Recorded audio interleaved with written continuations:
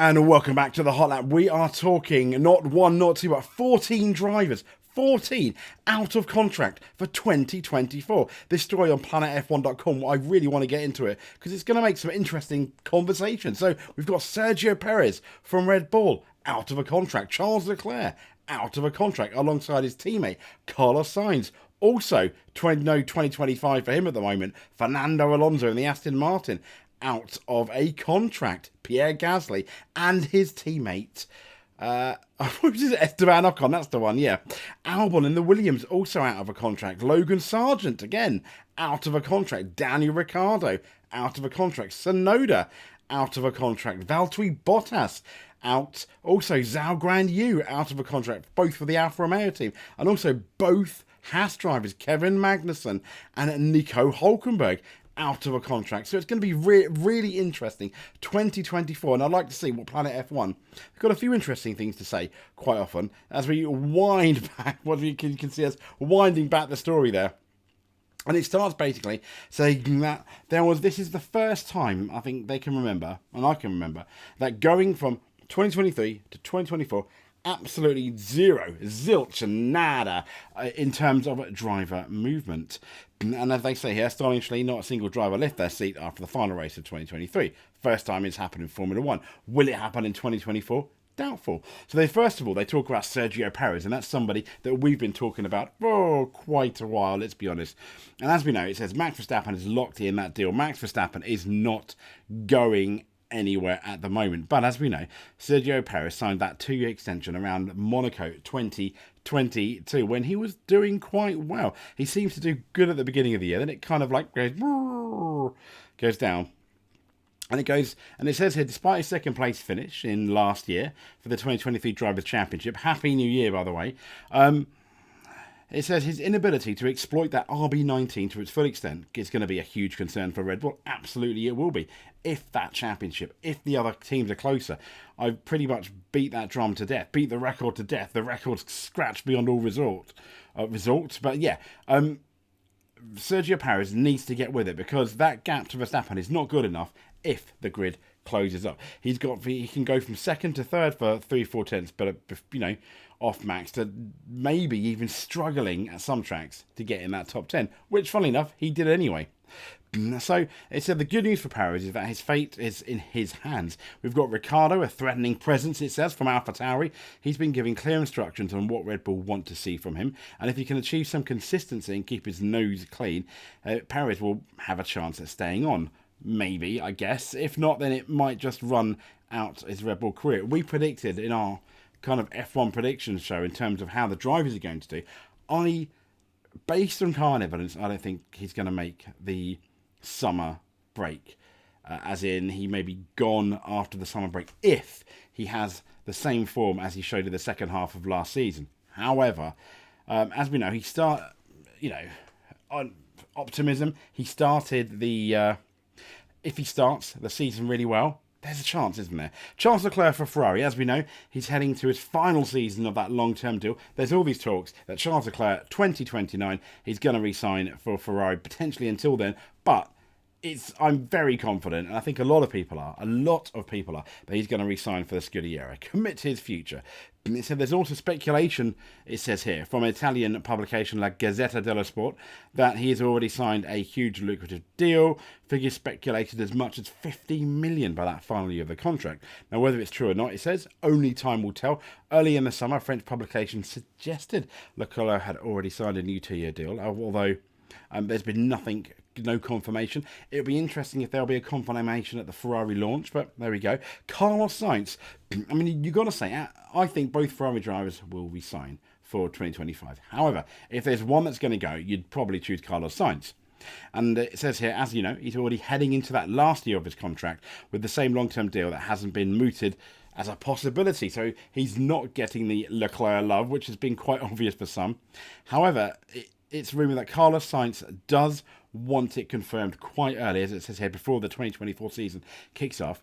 And the talk is they were offering him a 1-year deal, but he wanted a multiple year deal, at least 2 years. I still think he's going to resign, though. And it says, until the first race of the World Championship, obviously, Carlos Sainz has said, I want to renew and I'd like to do it for more than a year.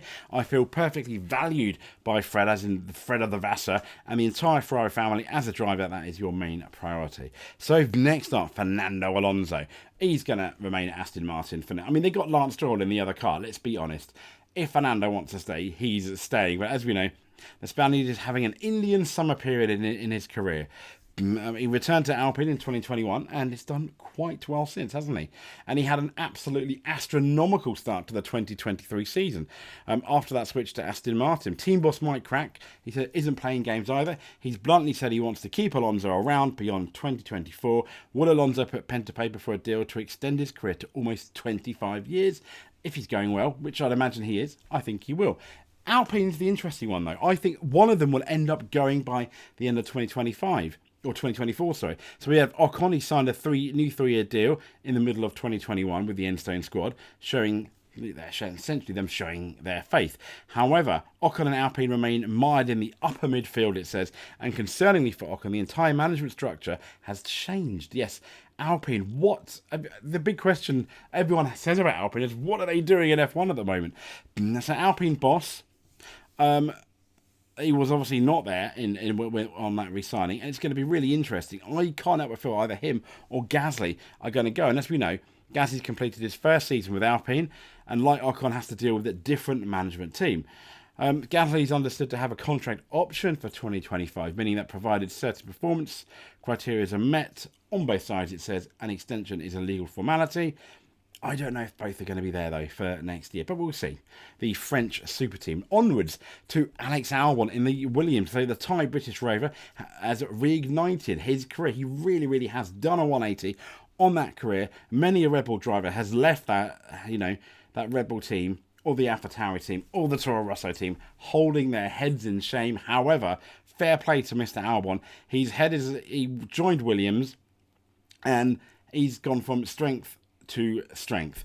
And Williams finding their feet under a new boss, it says, James Vowles in 2023. The trajectory appears only upward at this point, particularly, it says, with Vowles having successfully pleaded for a CapEx bonus spend to invest in the team's facilities, which, when he came, he said were very kind of draconian, I think was one of the words that issued by the media. Provided, though, it says here, Albon can continue in that same vein, Albon will likely be a priority signing for Williams. But, and here's the but, will Albon have other places where he could potentially go? Ferrari was mooted. If Carlos Sainz wants to leave Ferrari, I don't think he does. A lot of people are saying Alex Albon is that favourite. Logan Sargent, he was a survivor, I think, very much so. James Vowles being very, very kind. I can't help but wonder, though, if they had a Liam Lawson carrot dangling for 2024, would they have taken him? So the American driver, he was fortunate to survive the winter, having had to wait until that final race. He's shown flashes of speed, to be fair to Sargent, it says here, but he's been inconsistent and one of the biggest mistakes, drivers that make the most mistakes over the course of a weekend. So he's a risk. I don't think they're going to re-sign him unless something changes. Once again, kind of like the Perez situation, but even more so, because he's still a rookie, he could change that trajectory, even in Bahrain, by having a really, really solid race and going from there.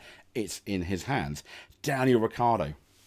What we mentioned about both the AlphaTauri teams is in our prediction show that Daniel Ricciardo, Yuki Tsunoda, only one of them is probably going to survive, I think. As you know, he had that fairy tale return. He had that absolutely fantastic qualifying session and race in Mexico after coming back from his hand. And it says the main thing he has to worry about now, for now, is doing enough to simply remain with AlphaTauri, or whatever they're called by then. And I think if he does that, he does need to, I don't think beat a bit, but he really needs to outshine Yuki Tsunoda, and Yuki Tsunoda needs to outshine Daniel Ricciardo. It's a fight to the death for their F1 careers, I think. And Tsunoda has to worry about doing enough, it says here, to convince Red Bull to keep the faith beyond 2024. You've got a Liam Lawson looking over both shoulders, to be fair, if they don't match up to AlphaTauri's or whatever the team's going to be called expectations. So Valtteri Bottas, and it says here, Bottas, like Raikkonen before him, landed on his feet with a lower pressure gig in the midfield. Raikkonen enjoyed a largely competitive car during his first 2 seasons, but Bottas not quite so much, it says. A smattering of points finishing aside, Bottas and the Alfa Romeo, now known as the Stake F1 team, have had quite anonymous campaigns. They kind of have been. Where have Alfa Romeo been? He's solid, it said. Reliable, and Bottas is eager to hang on long enough to get a chance to drive with Audi. I think he's going to have to set the world alight a lot more than he has done with the Alfa Romeo team. They've had chances. I think there was one of the races where both Alfa Romeos qualified really well, and then the race started.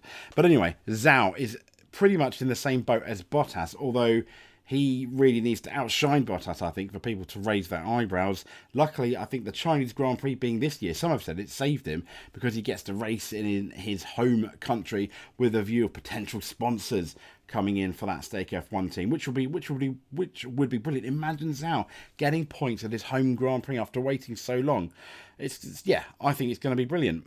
Onwards to Haas, we got Kevin Magnussen in the Haas, and it says, having been dropped by Haas once before being brought back because they needed someone, essentially the same thing for Nico Hulkenberg. The Danish driver has needed to prove Haas wrong as to why they axed him the first time. The glorious start to 2022, it says, is long in the history books. Absolutely it is. And it says, while Hulkenberg was able to pop into my opening qualifying sessions, Magnussen largely had a season to forget, and is saying he needs a big one in 2024. Completely agree. Hulkenberg not so much doesn't need a big one, but there's a lot of talk about him wanting to leave Haas, as we said again in our show of predictions. Now, Hulkenberg showing plenty of speed it has in qualifying. The consistently dramatic race day fallback showed that it wasn't the driver's fault that points were hard to come by. That car just not being good in the race, destroying its tyres. But Hulkenberg was clearly the one extracting more from the car's potential. It says, having come to terms with his career coming to an end after 3 seasons, but apart from those there's no air of desperation about Hulkenberg like there may be about Kevin Magnussen. I think Hulkenberg can hold his head up high going into this season, but he's obviously, Hulkenberg and Magnussen aren't no slouch. I think only one of them is going, well, I think only one of them may stay at Haas, but this is tough, isn't it? I do think Hulkenberg is the most likely one to leave Haas with a promise of another drive.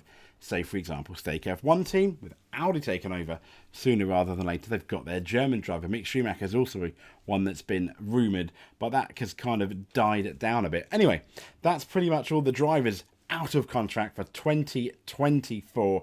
Let us know what you think. Thank you, Planet F1. That was a really cracking, that was a really, really good story. It was quite interesting to get into that. Like and subscribe if you can. That would be absolutely amazing. Comment below, let us know exactly what your thoughts are about who's going where after 2024, who's going to be signed. The silly season has kind of almost begun, really, with all these rumours. We will speak to you soon. Thank you very much. And, yeah.